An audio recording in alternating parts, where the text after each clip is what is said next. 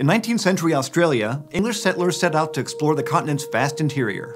But the hot, dry climate of the outback was too harsh even for the most resilient horses. So settlers and traders enlisted the help of another domesticated animal that was up to the task, the camel.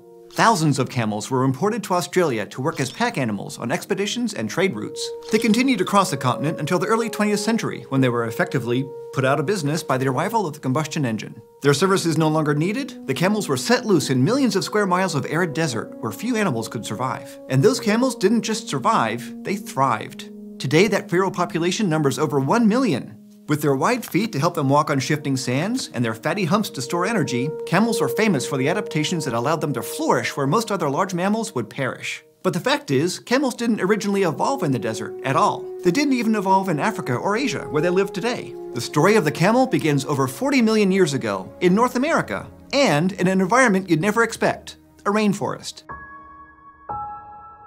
The very first possible member of the camel family is Protylopus, which appears in the fossil record about 45 million years ago, in what were once the rainforests of southwestern North America. Today, the Southwest makes you think of red rocks and cactus, but during the Eocene epoch, it was lush, balmy, and very rainy. Protylopus was well suited to this environment because it was an artiodactyl, an even-toed hoof mammal whose members today include antelope, deer, and pigs. So you might say Protylopus looked more like a tiny deer than a camel because, unlike today's camels, it walked on 4 toes, all capped with hooves. And its toes are what took scientists by surprise when the first Protylopus fossil was found in Utah in 1898. At the time, the flat-footed stance of the camel was assumed to be a primitive condition that other artiodactyls lost as they adapted to living in more open environments. In fact, the suborder Tylopoda, which includes camels and their extinct relatives, was named for the wide, cushioned feet that scientists thought all camels always had. But it turned out that the splayed toes that make modern camels so good at traversing the desert weren't a feature that camels started off with. They were a later adaptation. And Protylopus also didn't have a lot of the other traits that we associate with members of the camel family, like long limbs and long flexible necks. In fact, Protylopus is so strange that it's sometimes put in a family with other kind of bizarre, not quite camel creatures called the Oromoricidae. So you'd be forgiven for not seeing the family resemblance. But Protylopus is still considered one of the earliest known tylopods because it had many of that group's more subtle but defining traits, like having incisor teeth in the upper jaw and sharp tusk-like teeth in the lower jaw. And speaking of its teeth, there's one more weird thing about this very tiny camel. A closely related group of artiodactyls called ruminants have 4-chambered stomachs that help them digest grasses. But Protylopus and his descendants have had to make do with less efficient 3-chambered stomachs. So Protylopus was more of a browser, preferring a diet of soft leaves and fruit over grass, a preference that will play a big role in this evolutionary story. Now, little Protylopus didn't make it out of the Eocene, but it had a cousin with whom it shared an ancestor, and it was better suited to the mosaic of forests and grasslands that was starting to transform North America. That cousin was the slightly larger Pobrotherium, which showed up about 37 million years ago. Pobrotherium had long, slender limbs, good for running in more open terrain, but like Protylopus, it still walked on hooves rather than toe pads.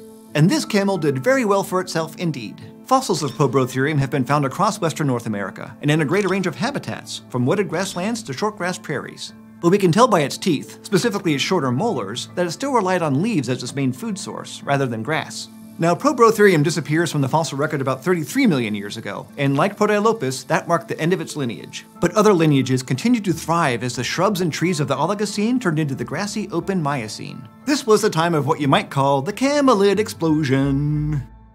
In the Miocene, camels reached their peak of diversity when nearly 30 genera roamed all over North America. In fact, camels at this time were so successful and abundant that they're one of the most common herbivores found in Miocene fossil beds. This explosion in diversity saw the development of 4 different subfamilies, including the one that led to all modern camels, Camelinae. And while these families had a lot of differences, they also had one major thing in common. They didn't walk on tiptoes anymore. For instance, fossils of the long-necked Apicamelus have been found in deposits from this time from California to Florida. And in addition to its kind of giraffe-like features and its impressive height, this camel was notable because it's one of the first to have feet like those of modern camels. While early camelids walked on the tips of their hoofed toes, Apicamelus walked on the padded bottoms of its feet. It had relatively short toes, with ankle bones that splayed out at the base, suggesting that its toes spread apart and were supported by large pads. And these new feet were a great adaptation for its new environment, because Apicamelus browsed on the open savanna, a lot like a modern giraffe does, where trees were fewer and farther between. So it had a lot of ground to cover in its search for food. But the way this camel looked and lived also brought about another innovation. It gave rise to a whole new way of walking. Apicamelus was probably the first animal to develop the pacing gait seen in modern camels. In a pacing gait, their front and back legs on the same side move at the same time, rather than their front and back legs on the opposite sides. This keeps those long legs from knocking into each other as the camel speeds up, which in turn allows for a longer stride that conserves energy. And this is great when you have a lot of ground to cover. But the pacing gait also makes the animal a lot less stable, which is why most four-legged mammals don't use it. It causes an awkward rocking motion as the animal's weight moves from one side to the other. And this is where those wide, flat toe pads came in handy. They helped stabilize the big, heavy camelids as they swayed from side to side in search of their next meal. And as the Miocene went on, camels were definitely getting bigger and heavier. Megatylopus was one of the biggest camels ever, at 3.5 meters tall, which is 1.5 meters taller than most camels today. And Megatylopus is also one of the first camels that we're pretty sure had that other famous camel feature, a hump. It had spines on the vertebrae just below its neck that were incredibly long, perfect for supporting a fatty muscular lump of tissue. Those fat stores probably helped Megatylopus as it paced across the ever-expanding grasslands of North America, acting like a snack pack in areas where food was scarce. But while Megatylopus wandered far and wide within North America, a close relative would be the first camel to leave the continent. Sometime in the Miocene, Paracamelus crossed the Bering Land Bridge into Asia, changing the course of camel history. The earliest fossils of this camel have been found in Nevada, dating back about 12 million years. But by 7 million years ago, this intrepid explorer had already made it as far as Spain. Its fossils have been found throughout Europe and Asia, in places like China, Russia, Turkey, and Romania. But perhaps the strangest place it's been found is on Ellesmere Island in northern Canada, where a 3.4 million-year-old fossil was reported in 2013. Needless to say, that's a strange place to find camel fossils because it's very, very far north. So far north that at 78.5 degrees latitude, it's in the Arctic Circle. Now, the Arctic was warmer 3 million years ago than it is today. But if Paracamelus stayed there year-round, it still would have lived in boreal forests with deep snow, experienced temperatures below freezing, and endured 6-month-long winters with little sunlight. And yet, the very same adaptations that allowed Paracamelus to survive the unforgiving conditions of deserts and grasslands may also have been what allowed it and other camels to possibly survive in the Arctic. For instance, their humps would have served them well during those long winters. Their large, furry bodies would have retained heat longer. And their broad, padded feet that work so well on sand could have functioned like snowshoes. And it was this lineage of hardy pioneers that eventually brought us the camels we know today. Camelus, the genus of modern camels, was the first camelid to evolve outside of North America, and it and its descendants are what are now known as the Old World camels. But they had to wait a few million years before their favorite travel companion hit the scene, by which I mean us. Once humans and camels found each other, both animals would be changed forever, because we domesticated them, but only some of them. About 5,000 years ago, humans in Asia managed to domesticate some members of the species Camelus bactrianus, the Bactrian camel. These are the double-humped camels that originated on the steppes of Central Asia. But there was a whole population of Bactrians that were never domesticated. And DNA evidence has revealed that, by 700,000 years ago, the wild and domesticated Bactrians had diverged enough that they had become two species. Today, only about 1,400 wild Bactrians are still alive, the only truly wild members of the Camelus genus. And around the same time that Bactrians were becoming domesticated in Asia, another species, the dromedaries, were starting to be used by humans around the Arabian Peninsula and the Horn of Africa. Those dromedary camels are the species that was sent to Australia in the 1800s. But Old World camels aren't the only members of the camelid family, and they're not the only ones that we have domesticated. While relatives of Old World camels were roaming the Arctic 3 million years ago, another one was traveling in a different direction. Members of a genus known as Hemiachenia left North America to go check out South America, which had recently become connected by a land bridge.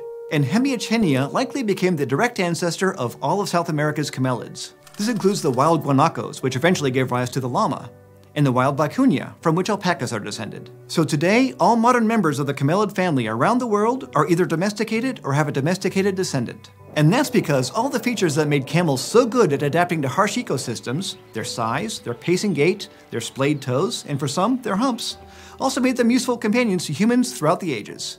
So why do camels no longer roam their native turf of North America? Well, in the second half of the Miocene, grasslands continued to expand, causing camels' preferred leafy foods to become less common, while animals that were better adapted to feed on grass, like horses, flourished.